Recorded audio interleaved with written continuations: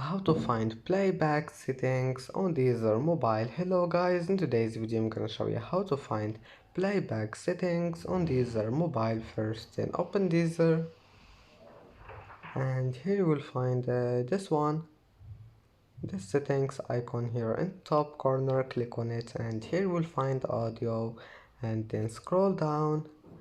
Here you will find it playback, and here you can manage anything you want. You can find here normalize audio, you can turn it on or off. Just manage anything you want and then go back, it will be saved.